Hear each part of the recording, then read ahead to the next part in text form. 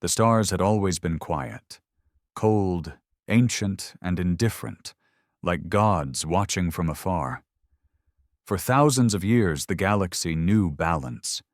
Empires rose, alliances formed, conflicts flared, but everything followed a pattern. Until that day. Until they saw something they couldn't explain, something enormous, silent, human. Captain Drekor of the Valari Dominion had seen countless battles. He had turned planets into ashes, shattered moons, silenced rebellions.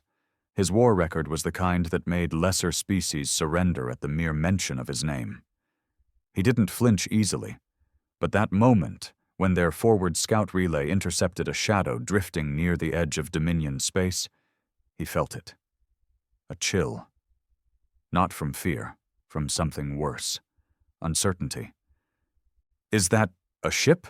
his second officer asked, his voice barely a whisper. The screen showed a blur, a shape blotting out the stars behind it. No signals, no emissions, no recognition codes. Just mass, raw and immense. "It's a trick," Drekker muttered. "No civilization builds anything that big. Not even the Ashkara swarm. They don't have the tech. No one does." But there it was, drifting near the edge of Sector 9A. No weapons activated, no engines burning. Just there, like a ghost waiting to be noticed. The Dominion scrambled. 5 scout ships sent. 2 never reported back. The other 3 returned with shaky data and terrified crew. One pilot said the ship looked like it had been carved from a dead planet. Another claimed its surface was covered in scars, like it had been through 1,000 wars and never once stopped to rest. And then came the signal. A single transmission.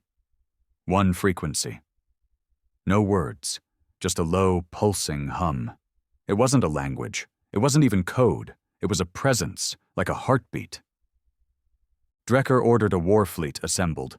200 ships, flagships, destroyers, cruisers, enough to level a star system. They closed in slowly. He didn't like it. It wasn't fear. It was instinct. A kind of animal sense he hadn't felt in decades, like walking into a cave where something ancient and hungry slept. The ship had no name. No markings, no escort. It wasn't cloaked, but it might as well have been. Every time Dominion sensors tried to scan it, they came back blank. It was there, but it wasn't. It absorbed light, bent signals. One tech joked that maybe it was the universe refusing to look at it. Then the silence broke. A voice, deep and distorted, echoed through every Dominion comm channel simultaneously, not just fleet-wide, everywhere. From the bridge of Drekker's flagship to the mining stations on Darvos 5 to the orphan colonies on the edge of nowhere. It said only 3 words. "We are awake." Panic swept across the fleet. Fighters scrambled, targeting systems locked on. The Dominion was ready to fire. But the warship didn't move. Drekor hesitated. For the first time in his career, he didn't know what to do. He looked at the beast before him, its hull made of blackened alloy, its size so monstrous it made even the Dominion flagships look like insects. He asked for identification. He demanded response. He threatened destruction. The voice came again. Same tone. Same stillness. "You threatened us once. You forgot. We did not." And then it happened. In less than 8 seconds, 30 Dominion warships vanished, not exploded, vanished, as if erased from time. No flashes, no debris, just gone. The remaining ships scattered. Communications broke down. Orders meant nothing. Discipline crumbled under the weight of sheer awe and terror. Drekker stood at the viewport, fists clenched. He'd seen worlds burn. He'd made them burn. But now, he faced something far beyond firepower or politics. He didn't know what this was, but he knew one thing with absolute clarity. It was human. And for the first time in galactic history, the silence of space wasn't peaceful. It was suffocating. Because now the stars knew fear. Drekker didn't sleep. Not in the hours following the encounter. Not while the survivors of the 200-ship fleet limped back to Dominion space, their comms shattered, their minds shaken, their pride bleeding in silence. He stood at the forward viewport of his flagship, Velzarn, hands behind his back, staring at the empty void where 30 warships had once existed. Gone. No debris, no wreckage, not even radiation trails. It was as if those ships had never been part of the known universe. The bridge was quiet, not in the controlled military discipline kind of way. Quiet like a funeral hall after the coffin lid shuts. Officers who had once barked orders now whispered. Even the younger soldiers, once drunk on the invincibility of the Dominion's name, sat stiff, pale, pretending they weren't trembling. And the silence outside? It lingered. That monstrous vessel hadn't moved an inch since its declaration. The human voice, flat, emotionless, still rang in Drekkor's skull like a curse. "We are awake." He had asked for everything they knew about humanity. He regretted not doing it earlier. Humanity had vanished from the political scene nearly 200 years ago. Some assumed they destroyed themselves, as their planet fell into social chaos, mass uprisings, ideological implosions, and backstabbing alliances. Others believed they migrated inward, toward the core systems, sealing off their territory with automated defenses. But no one really knew. They weren't part of the council. They had no trade routes, no known ambassadors. For most empires, humans had become myth, a dead race that once screamed across the stars like wildfire and then simply disappeared.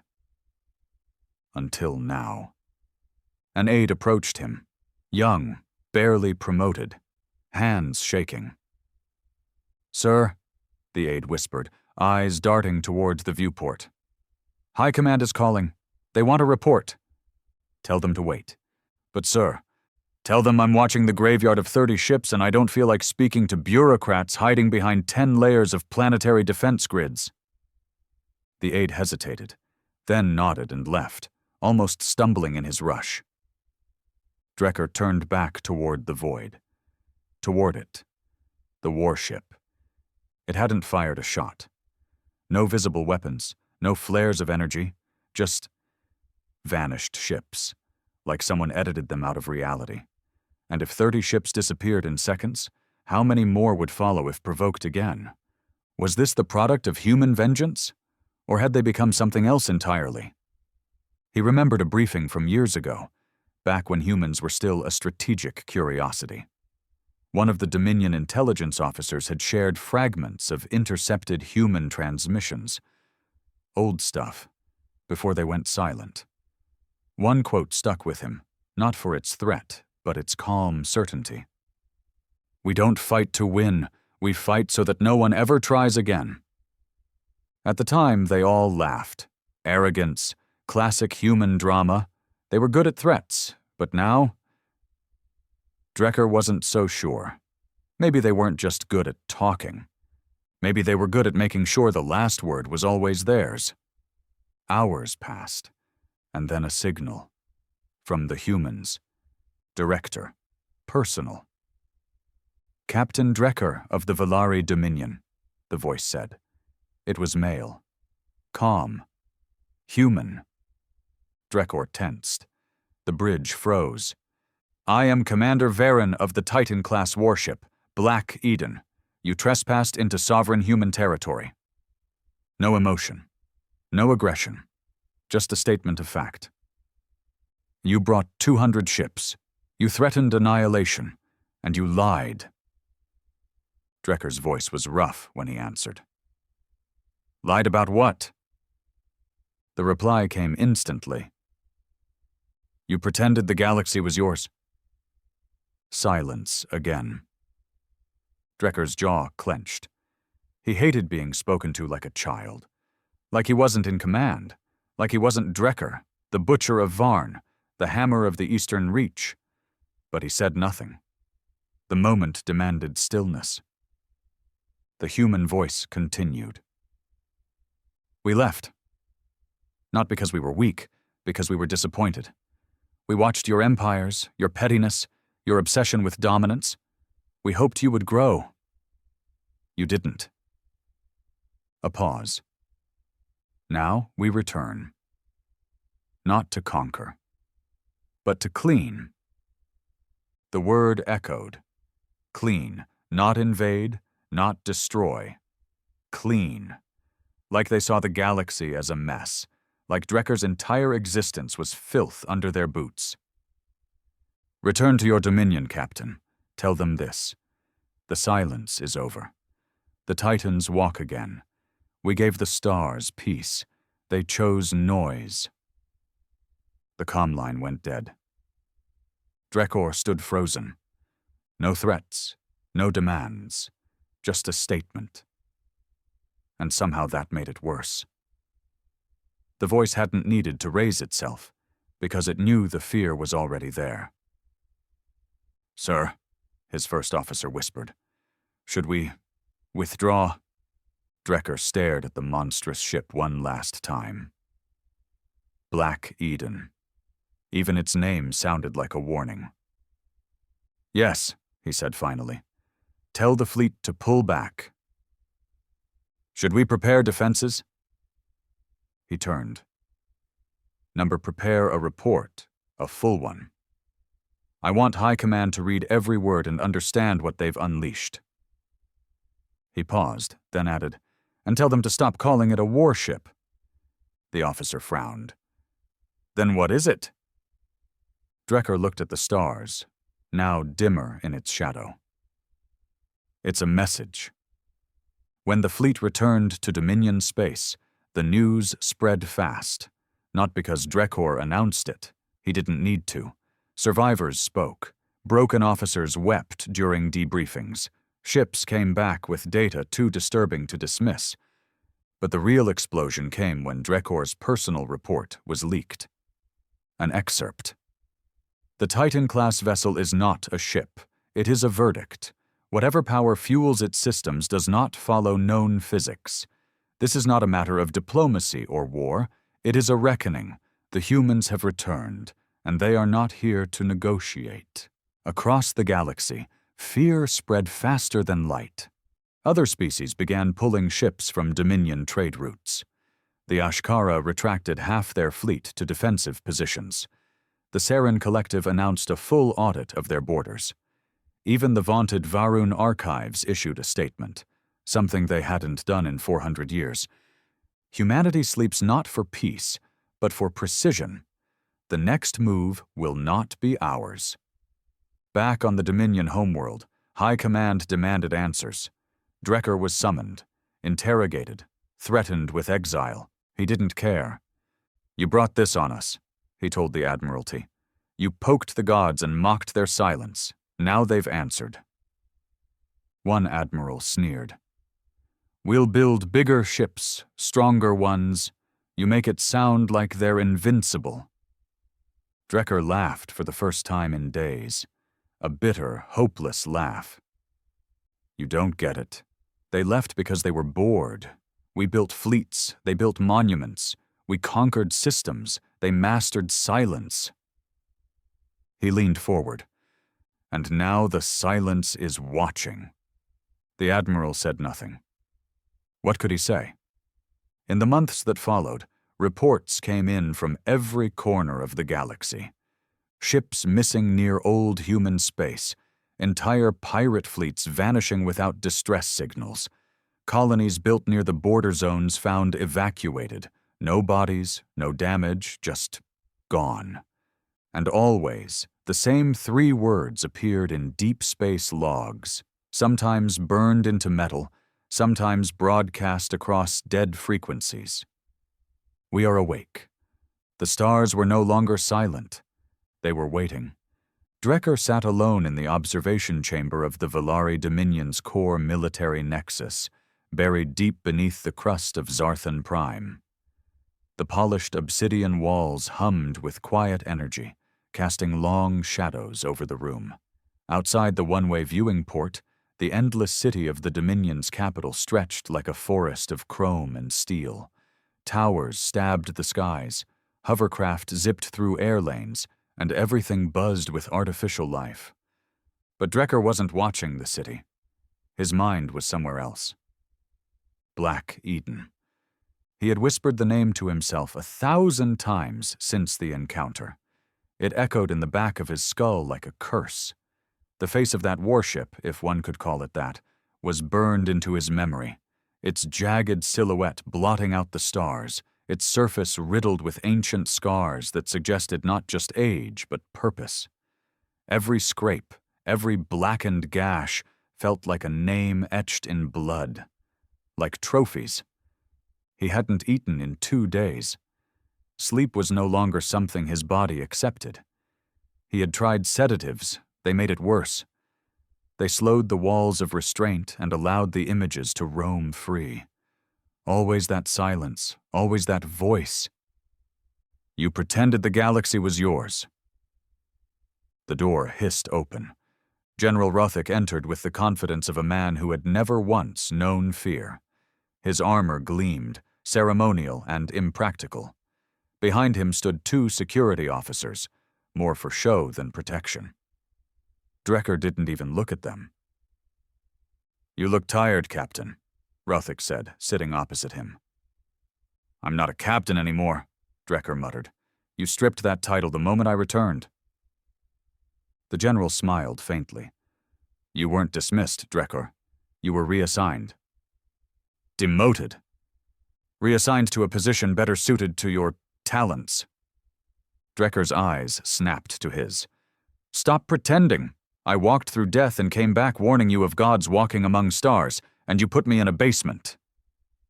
We're not gods, Rothick said. I wasn't talking about us. Silence. Rothick leaned forward. We're building something. A new fleet. You'll be part of it. We've analyzed the data from your mission. Their ship is powerful, yes, but it's still just metal.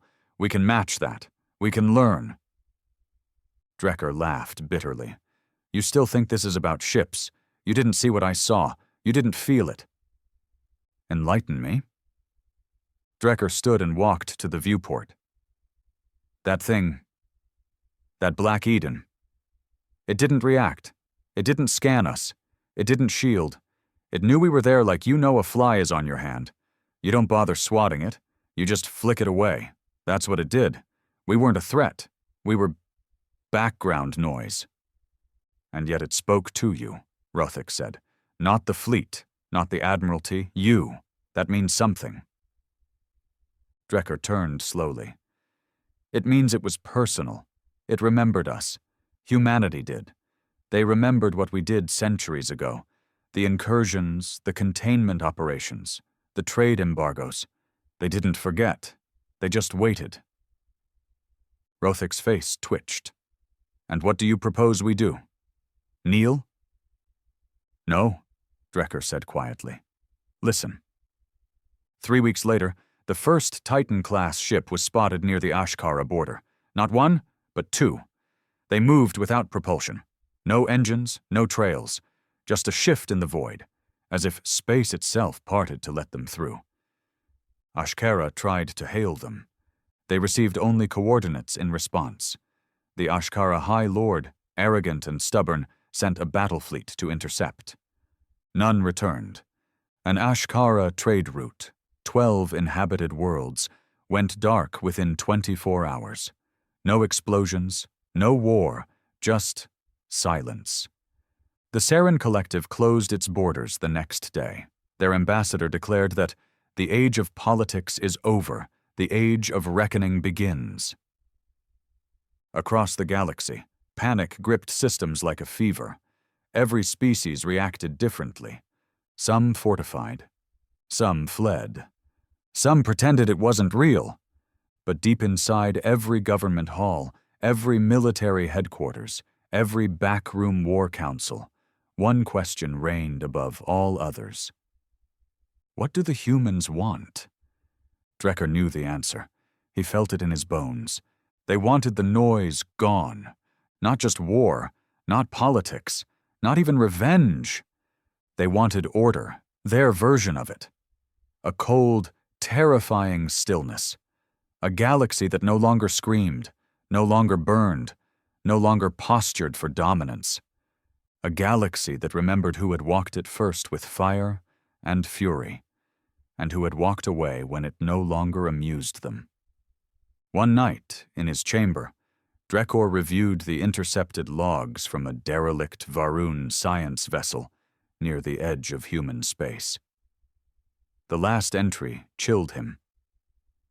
They don't use weapons. They use understanding. They understand matter. They understand entropy.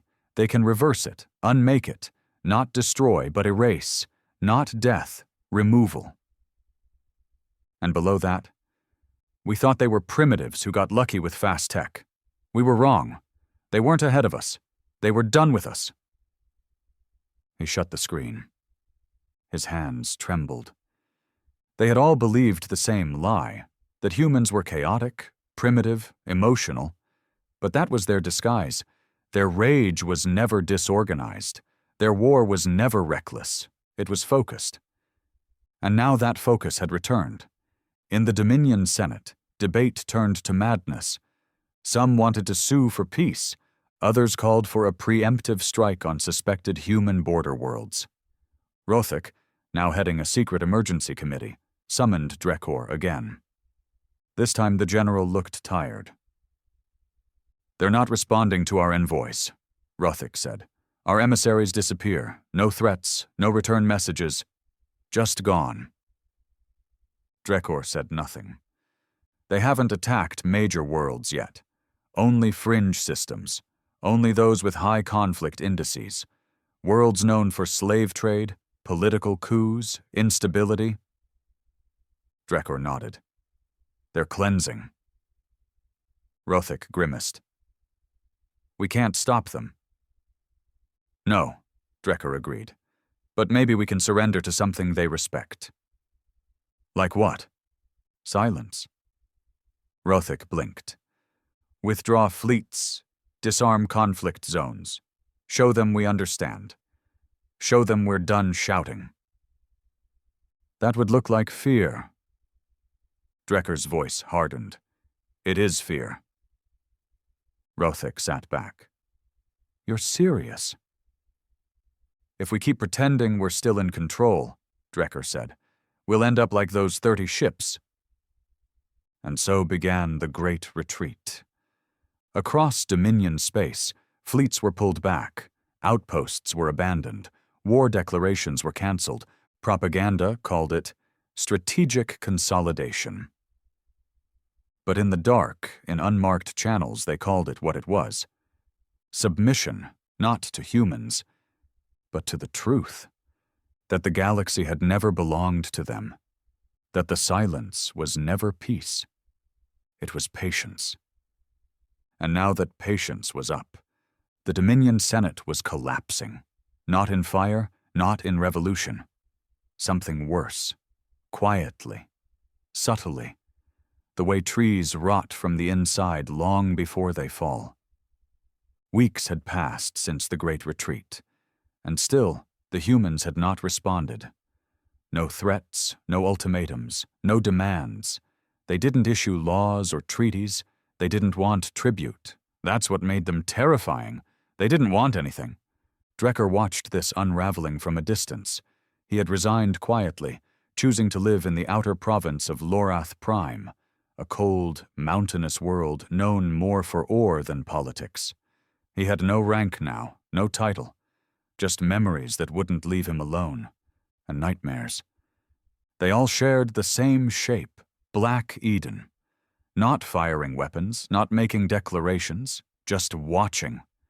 That hollow presence above stars, absorbing their light, watching entire civilizations squabble like insects below it. No movement, no sound, no mercy. A shuttle arrived one evening. He didn't answer the door at first. The knock was too soft, too polite. When he opened it, a man stood there in a long, dark coat. not Dominion military, not Senate delegation. Captain Drecker? Not anymore. The man didn't blink. Then just Drecker will do. I was told you'd listen. He handed over a small black tablet. What's this? The man didn't answer. He turned and walked back to the shuttle without another word. Drecker shut the door, sat down, and activated the tablet. There was no Dominion seal, no encryption, just a single video file. He played it. The footage opened on a space station. Karsus 9, he recognized it. A station that once served as a black site prison for political dissidents. Officially, it didn't exist. Off the books. Run by private mercenary groups who did the dirty work governments couldn't be seen doing. The video was silent. No sound. Just visuals.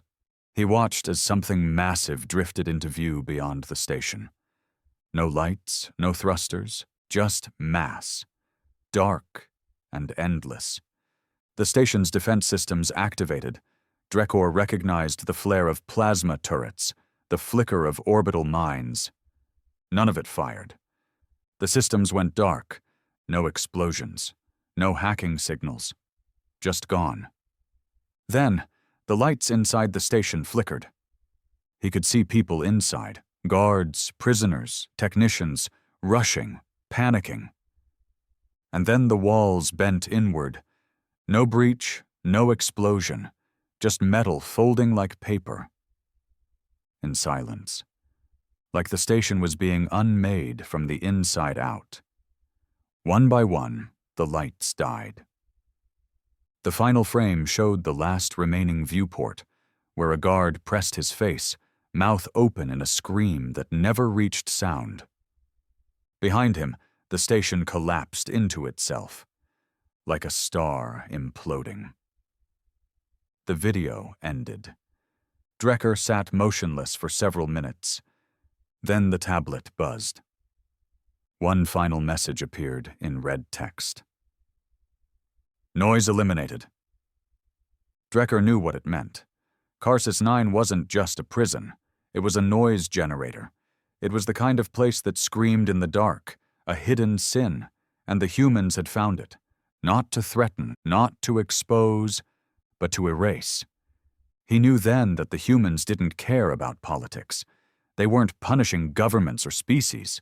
They were responding to chaos, to suffering, to the kind of pointless cruelty that had become normal in galactic civilization. And they weren't doing it with judgment. They were doing it with math. Elsewhere in the galaxy, the cleansing spread. The Yulian tribes, known for raiding unprotected colonies, vanished overnight.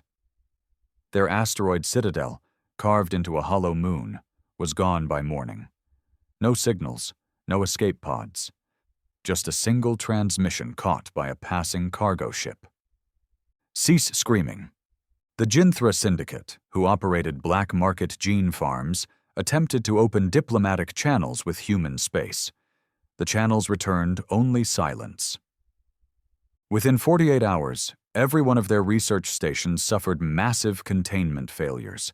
Not sabotage, spontaneous entropy acceleration. Systems that should have lasted centuries corroded and collapsed in hours. Whole laboratories melted into sludge. Survivors spoke of seeing shadows outside their reinforced walls. Shadows shaped like nothing they'd ever encountered. Silent. Still. Watching, then gone. And the message returned. Order demands silence. Panic was no longer a whisper. It had become law. Entire empires changed course. The Saren Collective banned armed conflict within its borders. Every fleet grounded. Every weapon stored. Their government issued a universal broadcast that echoed across 14 systems. We do not resist. We do not shout. We remember silence. The Velari Dominion, still reeling, wasn't so quick to fold. High Command initiated a new program, Project Dagger. a desperate attempt to build weapons that could bypass human tech. Drekker was approached to join. He refused. He didn't explain why. He knew what they didn't. This wasn't a war they could fight. The humans weren't attacking for power. They weren't invading for resources. They weren't conquering. They were correcting. He remembered something the human voice had said during their first encounter. "You threatened us once. You forgot. We did not." What had they forgotten? It hit him in the middle of the night, sitting on the edge of his bed, staring at nothing. Centuries ago, the Dominion, along with several other species, had conducted covert strikes on human border colonies, testing strength, making sure humanity knew its place. One colony in particular, Arden's Reach, was hit hardest. Over 100,000 humans killed. The excuse was illegal expansion. No one was punished. The incident was erased from public records. Drekker hadn't thought about it in decades. Now he couldn't forget. Arden's Reach. That was the wound. That was the silence humans had carried with them for 200 years. Not rage, not revenge, just memory. The kind of memory that doesn't cry or scream or write history books. The kind of memory that waits. 2 days later, Drekker received a visitor. Not Dominion, not government, a human. It was the first time he'd seen one in person. He opened the door expecting another tablet, another message. Instead, he found a man. Tall, calm, no weapon, no armor, just eyes that saw everything. "You remember," the man said. Drekker didn't speak. "Arden's Reach," the human continued. "You commanded the assault. You didn't pull the trigger, but you gave the order." Drekker nodded slowly. "I was younger." The human tilted his head. "You were obedient." Drekker stared into those impossible eyes. Why now? After all this time? The human didn't smile, didn't frown. "We waited to see if the galaxy would learn. You didn't." He turned to leave, but paused. "You remembered Arden's Reach. That matters." "Is that why I'm still alive?" The human finally smiled. Not warm, not cruel, just acknowledging. "Number, you're alive because you stopped shouting." And then he vanished. No shuttle, no sound, just gone. Drekker stood in the doorway for a long time. Alone, listening to the silence. And for the first time in his life, he understood it. The stars had begun to dim. It wasn't the natural aging of systems or the ebb of stellar light. It was something worse, perceived. Ships reported it first. Observation decks where stars once glowed now showed blackened skies. Sensors still confirmed the stars were there, but the light no longer reached the eyes. Astronomers across the galaxy scrambled for answers. They searched for dark matter shifts, anomalies, void blots, anything. But those who had encountered the Titans knew the truth. It wasn't the stars going dark. It was fear. The kind that clouded perception. The kind that made reality bend under the weight of understanding. The kind that said, you were never alone, you were simply ignored.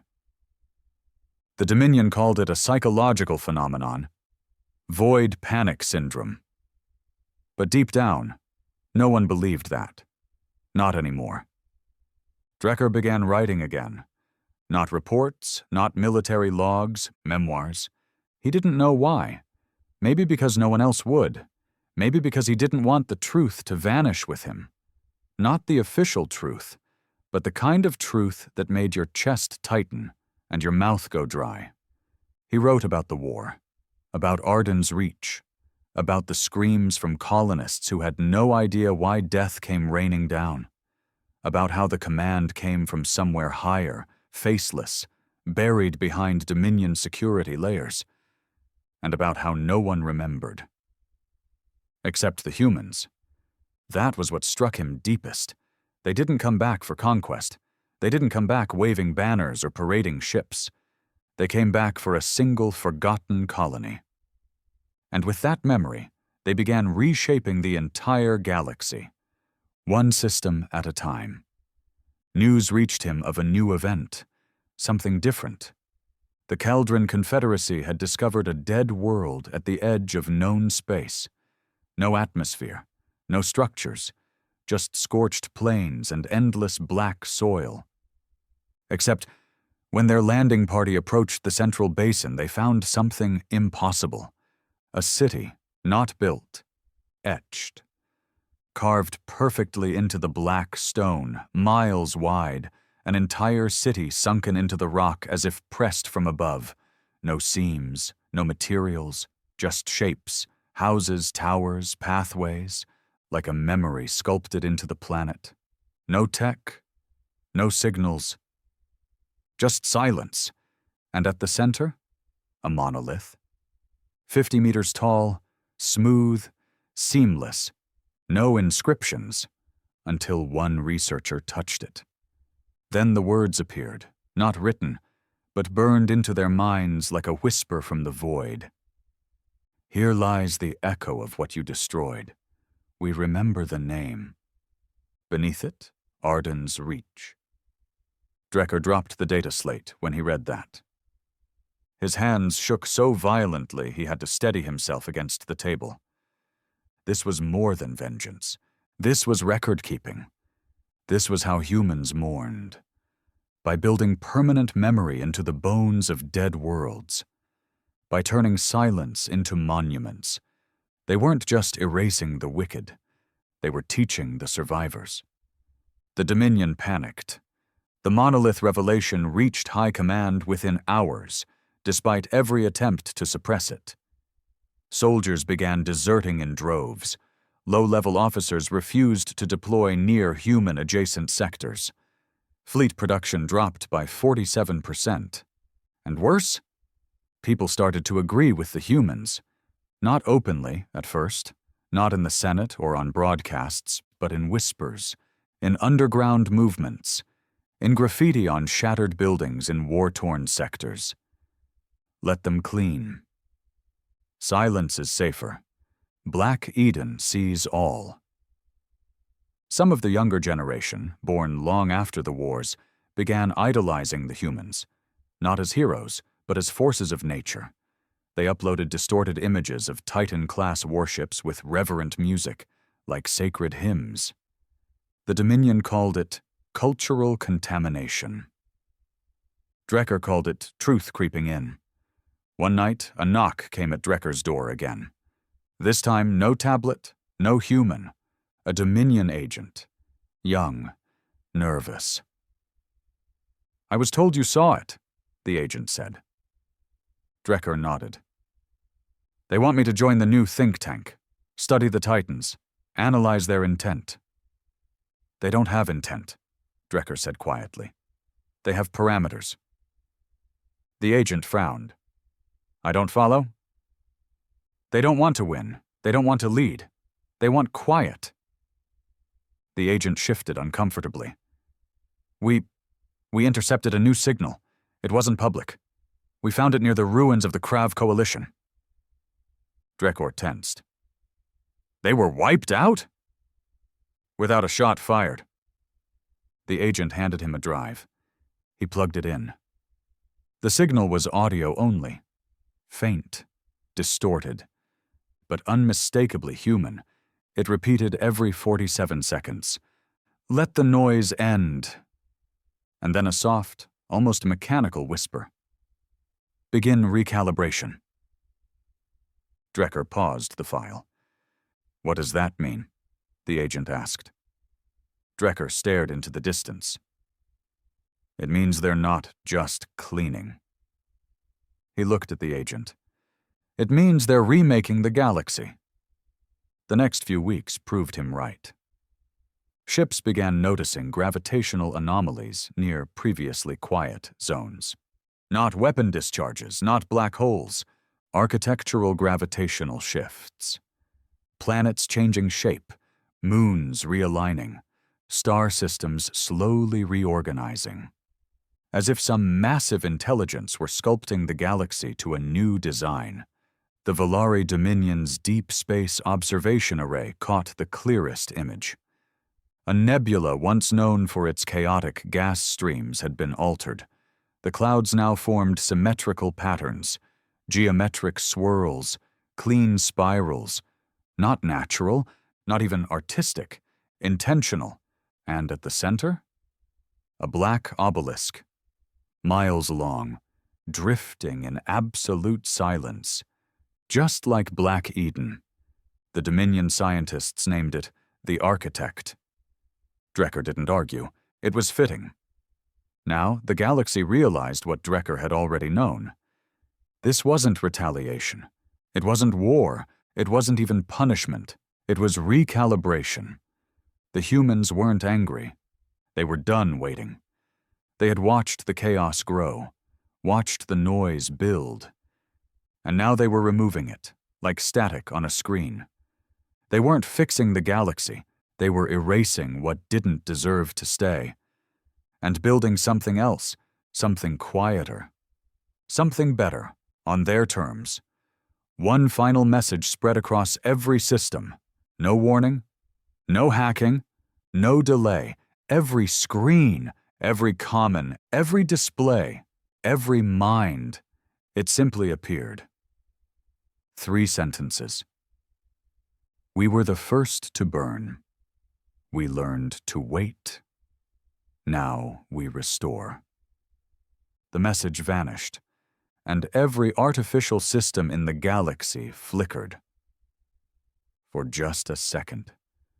Just long enough to remind everyone who held the keys. Not the Dominion, not the Council, not the scientists or the traders or the warriors. Just one species, the one that walked away, and then came back.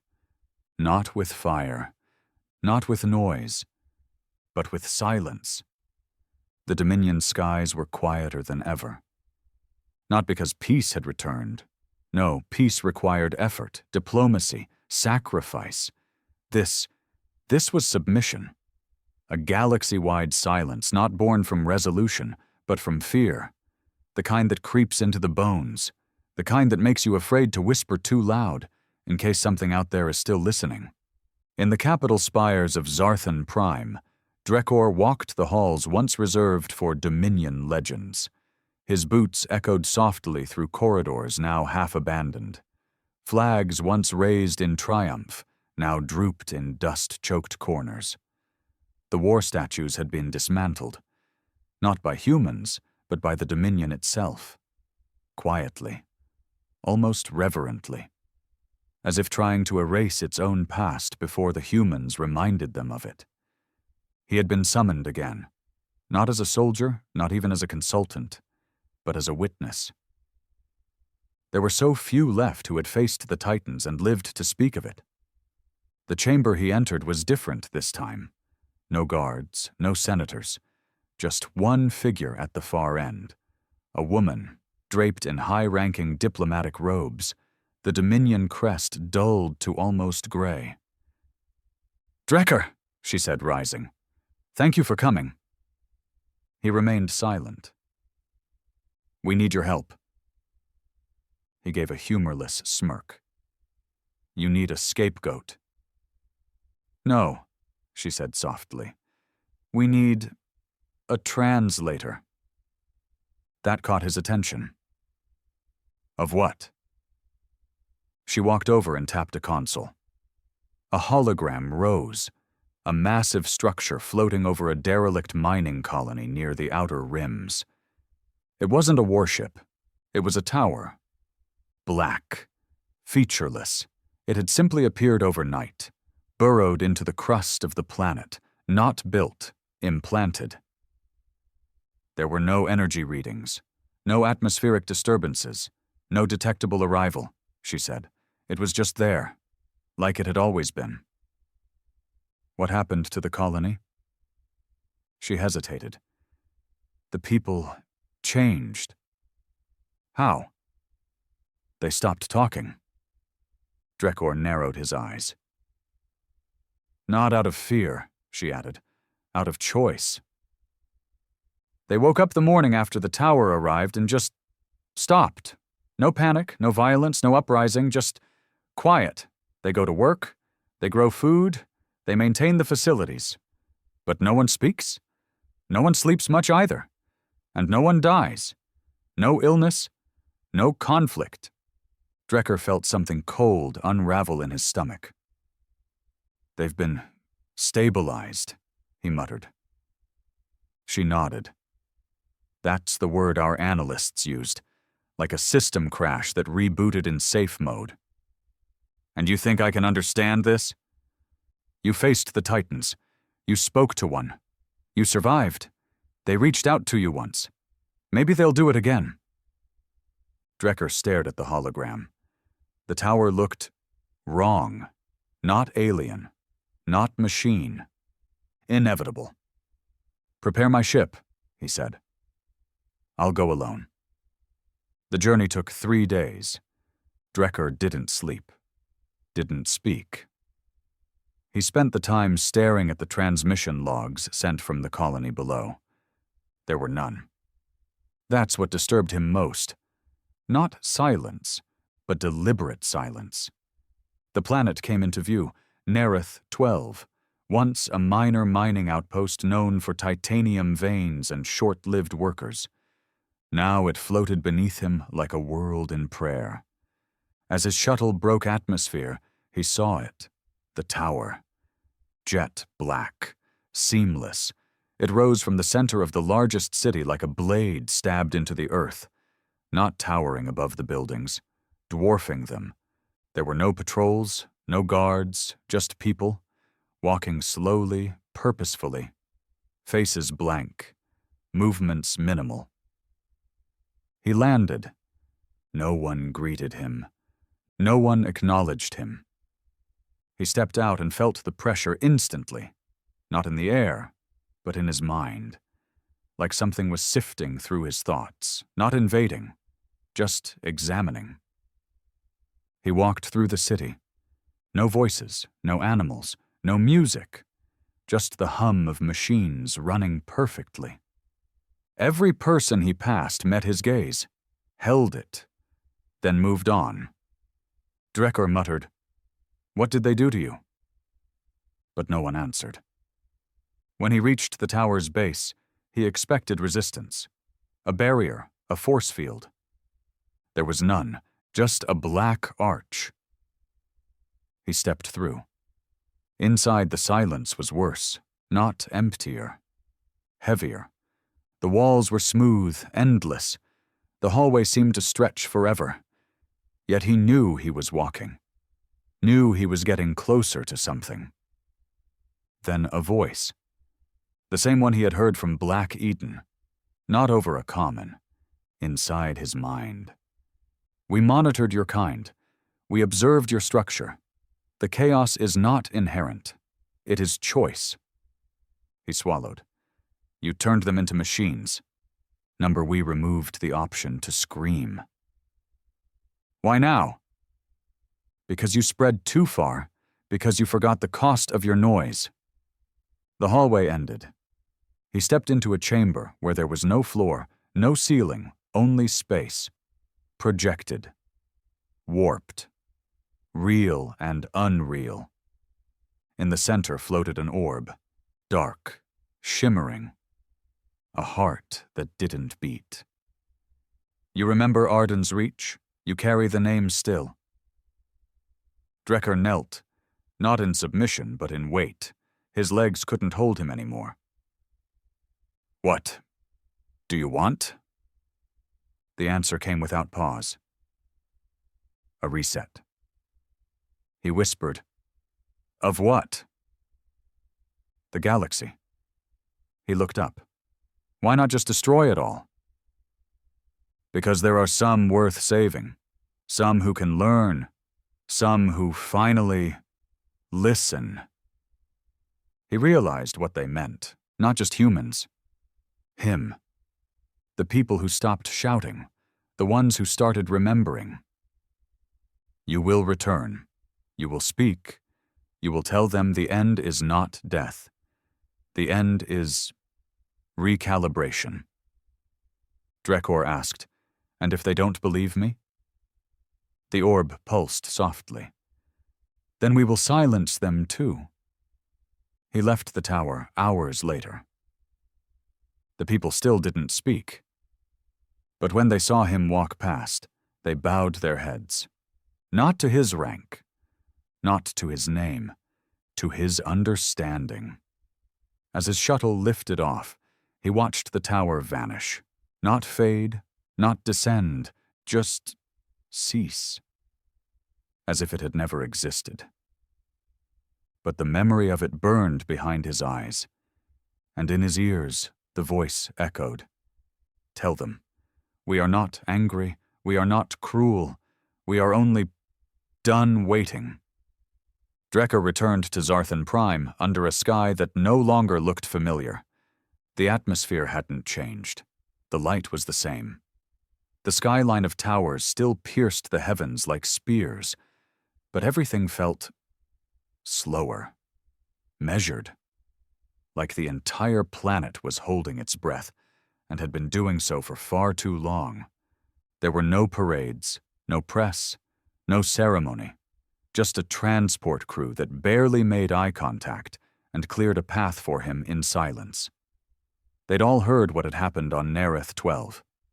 The tower, the people, the message, and most of all, the one man who had entered the heart of silence and returned alive. He wasn't feared anymore. He was something else. A messenger. By the time Drekor reached the upper floors of the Dominion Senate Tower, half the council had already assembled. Not in the traditional amphitheater, but in the emergency command chamber, a low-lit, circular room designed for war briefings, not politics. The air was thick with tension and feigned authority. High Chancellor Varn stood at the head of the table, voice brittle from weeks of panic. "What did you see?" he asked before Drekor could sit. Drekor didn't answer right away. He removed his gloves, placed them on the table, and met Varn's eyes without blinking. "I saw the future," he said. Varn scowled. "Be more specific." "I saw a civilization designed without noise, without ego, without war. I saw systems that don't require control because their function is control." "Slavery," spat another senator. Drekor's eyes snapped toward him. Number something worse. Contentment without choice. Silence fell. A few shifted uneasily. "Is it weaponized?" someone asked. "The tower?" "It is the weapon," Drekor replied. "Not to kill, but to alter. It doesn't conquer your cities. It colonizes your mind." "And what about the people of Nareth 12? They're alive, healthy, efficient, but they're not there anymore. Not like before." "Then it's a form of mind control." Drekor shook his head. "Number, they still make choices. They just don't want to talk. They don't want conflict. They don't ask questions. They're content." The tower didn't force them into silence. It showed them silence, and they accepted it. One senator laughed bitterly. "So what are we dealing with? A religion?" "No," Drekor said coldly. "A recalibration protocol, and it's not interested in belief, only in removing destabilization." Chancellor Varn leaned forward. "Can we stop it?" Drekor didn't answer immediately. He looked down at his hands, then said, "You're asking the wrong question." "Then what is the question?" Varn snapped. "How much of us is worth saving?" The room went dead still. Later, Drekor stood at the edge of the palace balcony, staring out at the world he once helped command. The stars above were dimmer now, not in truth, but in spirit. No one looked up anymore. No one told stories about explorers or war heroes. Children didn't pretend to fly ships. No recruitment posters. No propaganda. The war machine had choked on its own silence. Someone joined him. Soft steps. No armor. It was Chancellor Varn. "I hate you for being right," Varn muttered. Drekker smirked. "You should. It means I failed long before I knew what I was doing." Varn stared up. "We've started dismantling the Outer Rim garrisons. Retired half the fleet. You're hoping they'll see it as good behavior?" Varn nodded. "They won't," Drekker said. "They don't judge you by what you do now. They judge you by what made you think you had the right before." "You make it sound hopeless." Drekker turned to him. "It is hopeless if we keep trying to lead the galaxy. But maybe it isn't if we start listening to it." Within weeks, similar towers began appearing across other star systems, one in the burned-out ruins of the Cauldron Wastes, where two rival governments had waged war for a decade over mineral rights. One on Mirathel 7, a leisure world turned into a corporate utopia built on the bones of forgotten slaves. One even deep inside the void, the cold stretch of uninhabitable stars where nothing had ever lived or moved. Except now, something had. Ships sent to observe were never harmed, not attacked. But when they returned, their crews spoke little. They abandoned their positions, retired early, vanished into quiet corners of society. Every one of them said the same thing. "It showed us what could be." The towers had no weapons, because they were the weapon. And they didn't fire. They whispered. Back on Zarthon Prime, Drekker was approached by an unexpected figure, an elder Serin diplomat, once a bitter political rival during the border wars. "You still dream of them?" the Serin asked. Drekker didn't have to ask who. "Every night," he admitted. "I do too." They sat on a cold stone bench near the edge of the monument fields, once a place to honor Dominion victories, now slowly being repurposed into gardens. "I think the humans gave up on talking because no one ever listened," the Serin said. "So now they're showing us what silence really means." Drekker nodded. "And they've had centuries to perfect it." The Serin turned to him. "We deserve it, don't we?" "Yes," Drekker said without hesitation. "But not all of us." A pause. "Just most." Then came the final signal. It arrived across every system simultaneously. Not a voice, not a message, a pattern. 5 tones, repeating, software measured, translated into binary, then waveforms, then light pulses. Eventually, researchers discovered the pattern was a map, not of locations, of decisions. 3 branches. 1. Assimilation into the recalibrated zones. 2. Surrender of technological power and relocation to observation colonies. 3. Resistance. The first 2 ended in continuation. The third ended in termination. No threats, no emotion, just choices. The humans didn't say which was right or wrong. They just made it clear that this was no longer a conversation. It was the end of history's argument. Drekker stood before the Dominion's War Council, what remained of it.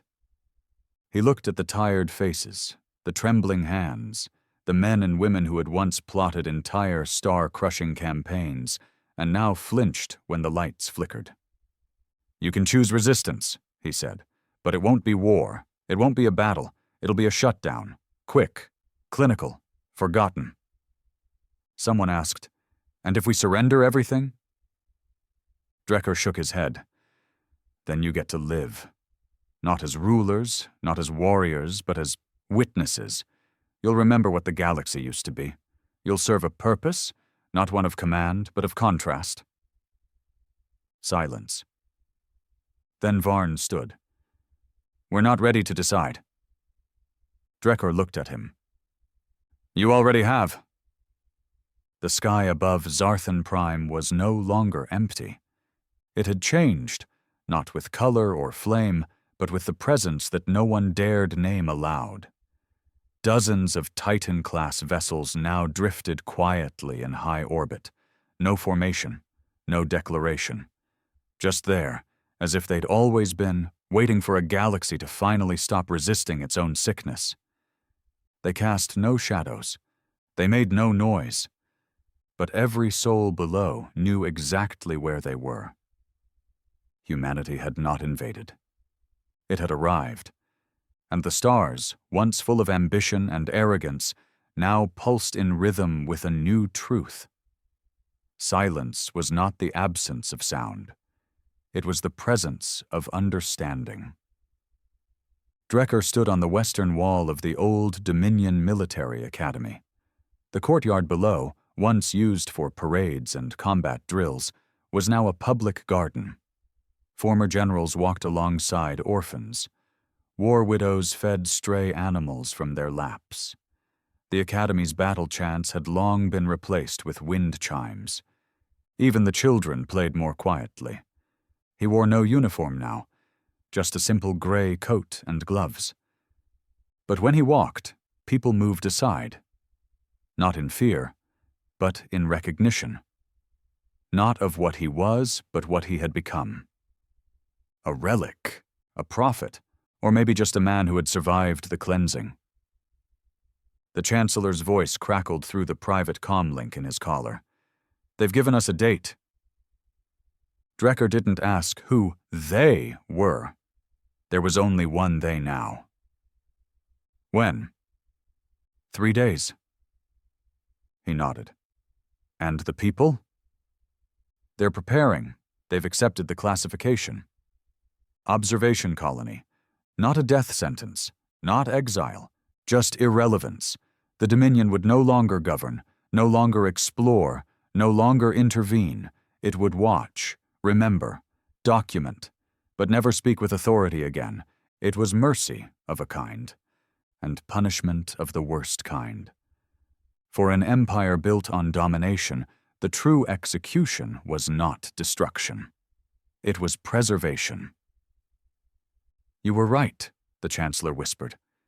"They didn't kill us." "No," Drekkor murmured. "They buried us alive." On the first day of recalibration, the sky shimmered. Not from heat or light, but from the weight of transition. Across every Dominion-controlled system, architecture shifted. Not collapsed, just simplified. Complex military control nodes broke down into civilian logistics hubs. Research stations recalibrated for atmospheric data rather than weapons development. Factories reprogrammed themselves to build infrastructure tools, solar grids, hydro farms, purifiers. It wasn't magic.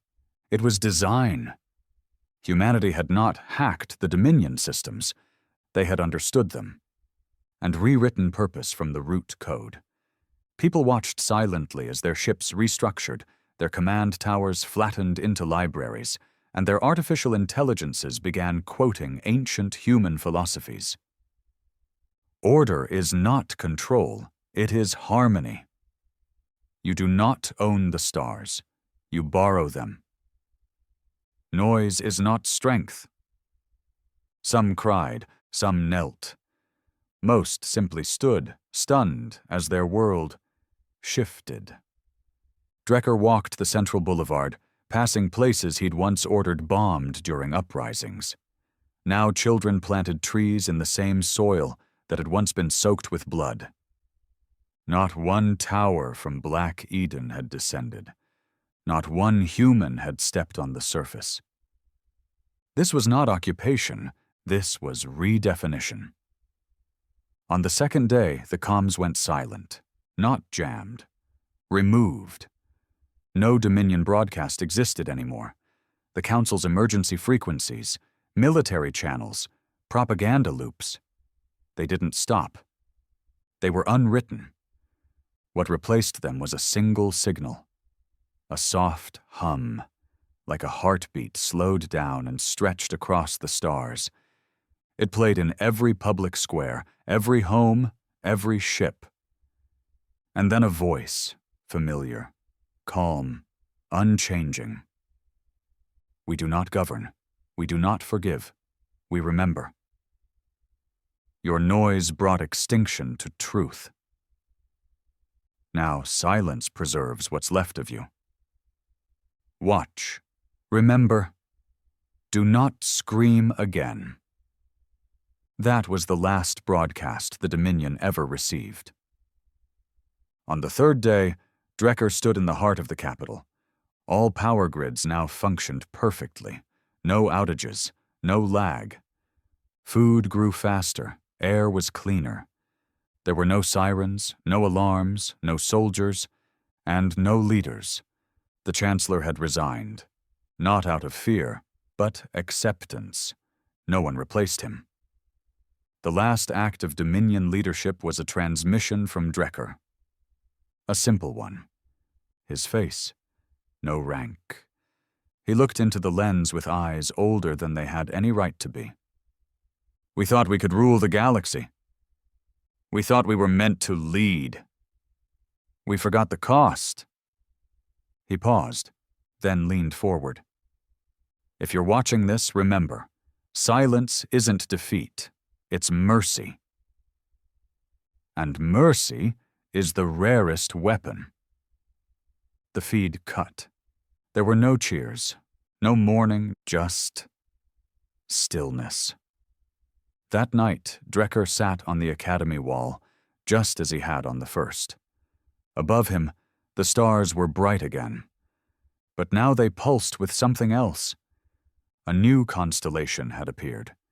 It wasn't natural. It was a design. A circle, perfect, endless. It wasn't a warning. It was a mark.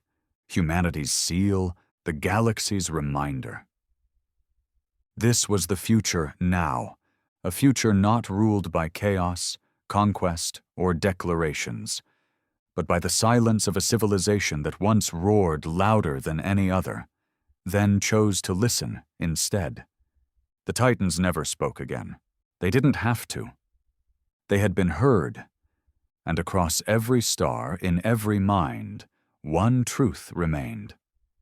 When humanity returns, it does not knock. It watches, it waits, and then it recalibrates. Drekker smiled softly. Not because he was happy, but because he understood. And for the first time in his life, he had nothing left to say.